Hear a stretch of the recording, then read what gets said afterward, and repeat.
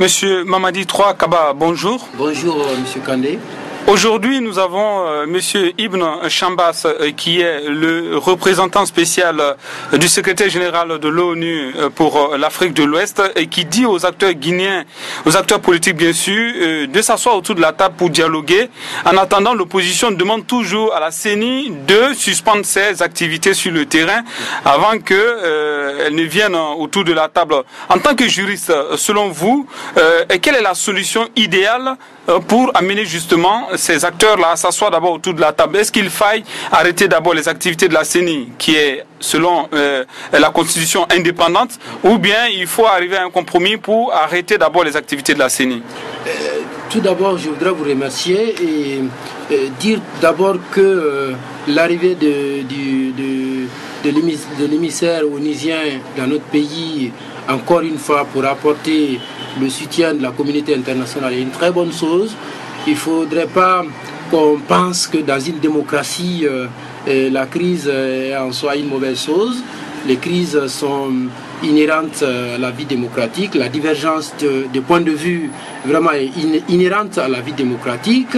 Mais simplement, il faudrait faire en sorte, faire tout pour ne pas que cette divergence porte atteinte à l'essentiel. L'essentiel, c'est vraiment la République que nous avons. L'essentiel, c'est la paix sociale qu'il faut préserver. Alors, la question pour demander à la CENI de suspendre ses activités, ma foi, je ne la trouve pas comme une solution à envisager, parce que cette suspension aura des conséquences.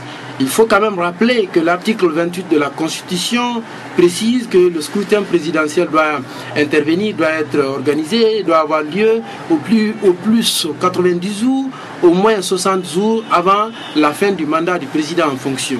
Alors si maintenant on demande à la CENI de suspendre ses activités, cela pourrait compromettre vraiment la tenue de ce scrutin à temps. Et personne ne souhaite aujourd'hui qu'on ait vraiment un État, une République sans chef d'État, une République sans président de la République. Ce n'est le souhait de personne, parce que cela pourrait encore être, si vous voulez, une source, cela pourrait être vraiment une occasion pour nous faire retomber ou replonger dans cette transition militaire, chose que personne ne souhaite. Donc demander à la CENI de suspendre ses activités n'est pas, à ma foi, une très bonne solution.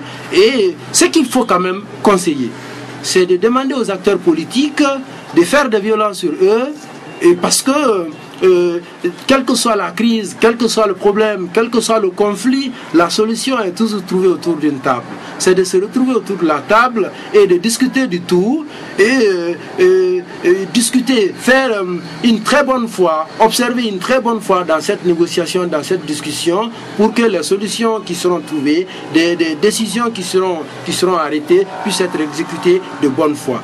Donc aujourd'hui, il appartient à toute la classe politique de faire violence sur eux. Nous comprenons, moi je suis un citoyen avant d'être juriste, nous pouvons comprendre l'intention des uns et des autres, c'est par rapport à la magistrature suprême de l'État, donc la présidence de la République, mais aussi c'est par rapport à la tête de ces collectivités locales, les conseils communaux. Nous comprenons, parce que l'objectif d'un parti politique, encore une fois, c'est comment briller, c'est comment être au pouvoir. Mais il faudrait quand même qu'ils fassent violence sur eux, et bien de se retrouver autour de la table et de discuter, et afin de nous sortir de cette crise. Alors justement, vous persistez et qu'il faille trouver des solutions pour être autour de la table, mais on sait aussi que lors des législatives dernière, il y a eu que les acteurs politiques se sont entendus et la CENI est obligée de suspendre ses activités pour que les acteurs politiques puissent s'asseoir autour de la table. Et aujourd'hui, l'opposition dénonce l'enrôlement des mineurs à l'intérieur du pays, notamment dans les fiefs des fiefs du pouvoir, de la mouvance. Même si ces informations ne sont pas encore vérifiées sur le terrain, est-ce qu'il n'est pas nécessaire que la CENI essaie de voir en tout cas entre ces activités ce qu'elle peut quand même essayer de suspendre, le temps de donner, parce que c'est pas une première, ça a été déjà fait par le passé, le temps de donner la chance au dialogue. Vous savez, si j'ai rappelé l'article 28, c'était justement pour donner une réponse déjà à la question que vous venez de poser. Vous savez, le scrutin présidentiel est la seule élection en République de Guinée pour laquelle la date est précisée. C'est le seul scrutin qui doit se faire dans un délai constitutionnel, un délai prévu par la Constitution. Les élections législatives, aucun délai, aucune date précise n'est indiquée dans la Constitution ou dans une autre loi de la République. Donc, ce qui a fait alors que de consensus en consensus, les élections législatives n'ont eu lieu finalement qu'en 2013. Alors que ces élections devaient avoir lieu 6 mois après l'élection du président de la République. C'est simplement parce qu'il n'y avait pas de date obligatoirement fixée qui s'imposait à toute la classe politique. Par rapport à l'élection présidentielle, l'article 28 impose le respect de ce délai-là. 90 jours au plus, 60 jours au moins avant la fin du mandat du président en fonction.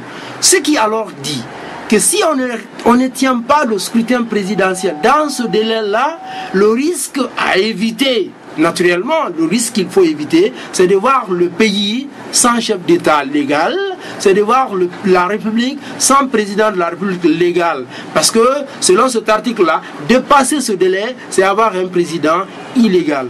Voilà tout le souci qu'il faut vraiment prendre en compte et ne pas demander à la CENI de suspendre ses activités. Alors, mais aujourd'hui, Monsieur Kaba, quand on voit que le goulot d'étranglement, c'est toujours les présidents de délégations spéciales, alors selon vous, qu'est-ce qu'il faut? Est-ce qu'il faut aller aux élections avec ces délégations spéciales contestées par l'opposition, ou bien, en tant que juriste, quelle solution vous proposez pour que les Guinéens puissent aller aux élections sans violence? Je suis d'accord. Vous savez, il faut dire, pratiquement, les communales ne sont plus tenables avant la présidentielle.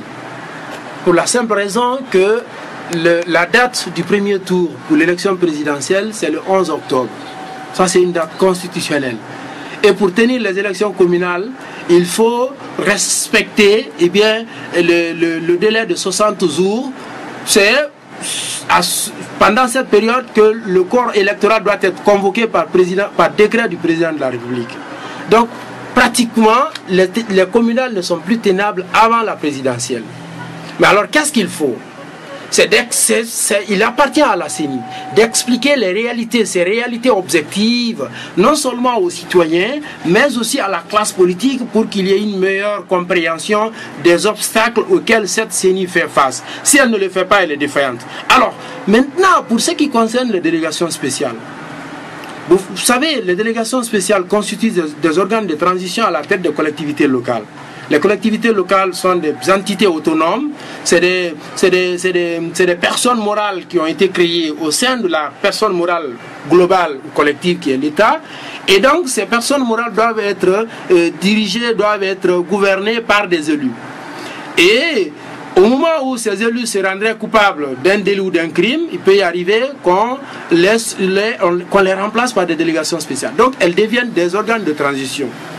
Mais est-ce que ces délégations spéciales auront des impacts sur le processus électoral, sur le scrutin présidentiel? Ça, c'est une question qui reste entière. Alors, par rapport à ces délégations spéciales, il appartient toujours à la classe politique de se retrouver, de discuter et d'arriver à un consensus, à une solution qui puisse être profitable pour chacune. Parce qu'il faut quand même rappeler que ces délégations spéciales ont été mises dans les conditions illégales. L'article 80 du Code des collectivités dit que pour qu'une délégation spéciale puisse être instituée, il faudrait que le tiers au moins du conseil communal ait été retenu coupable pour un délit ou pour un crime. C'est à la suite de cela que le conseil peut être dissous et qu'il soit remplacé par une délégation spéciale. Alors moi j'ai fait des propositions en tant que juriste. C'est une proposition qui consisterait aujourd'hui de confier la gestion de ces 28 délégations spéciales. Je rappelle, et sur les 341 collectivités locales, de laisser donc la gestion de ces 28 délégations spéciales à la société civile. C'est une solution qui, ma foi, est discutée, elle est diversement appréciée. Pour d'aucuns, c'est une solution alternative, pour d'autres, non, la société civile, elle aussi, va se mêler dans la bataille politique. Je l'ai proposé parce que j'estime que la société civile peut trouver quand même des personnes responsables, des personnes impartiales, des personnes compétentes qui puissent assurer la gestion de ces collectivités locales en attendant l'organisation des élections communales. C'est une première solution que j'ai proposée. Une deuxième solution, c'est celle qui consisterait à rétablir les conseils communaux, les conseillers communaux qui ont été illégalement dissous dans leurs fonctions. J'avoue que cette décision serait tardive parce que dans les 2 mois qui ont suivi la dissolution de ces conseillers communaux, il appartenait à ces victimes-là, à ces conseillers communaux, d'attaquer les décrets de dissolution de leur conseil devant la Cour suprême pour excès de pouvoir. Parce que comme je rappelais, l'article 80 a été violé par les décrets qui ont institué ces délégations spéciales. Donc un recours pour excès de pouvoir devait être intenté contre ces décrets. La légalité d'un acte ou d'une décision est sa conformité à la loi. Donc tout décret qui viole la loi est illégal et face à ce décret, un recours pour excès de pouvoir peut être intenté, mais dans les 2 mois qui ont suivi la notification ou la publication de ce décret. Maintenant que cela n'a pas été fait, ça veut dire que cette décision illégale a acquis donc l'autorité de la chose décidée. Mais alors, s'il faut maintenant faire revenir ces conseils communaux illégalement dissous, certes, on aurait donné force qu'à la loi, on aurait respecté la légalité, mais ce serait si vous voulez, une solution tardive parce qu'elle devait intervenir, comme je l'ai dit, dans les 2 mois qui suivent. En tout cas, elle aura l'avantage d'imposer le respect de la loi à tous, aux gouvernants et aux gouvernés. L'autre solution, c'était de procéder à une gestion consensuelle. La gestion consensuelle, quand vous prenez les collectivités, les délégations spéciales, elles sont composées de 7 à 11. Et donc vous verrez là que pour une délégation spéciale de 7 membres, on pourrait trouver 3 de l'opposition, 3 de la mouvance et 1 de la société civile. Tout ça, c'est pour nous permettre d'aller à une élection apaisée, une élection présidentielle apaisée, une élection présidentielle crédible et une élection présidentielle dont les résultats seront acceptés par tous les bords. Voilà un peu des solutions que j'ai pu proposer. Ce ne sont pas des solutions ma foi, que j'appellerais sorties d'hygiène. Ce ne sont pas des solutions 100% acceptables.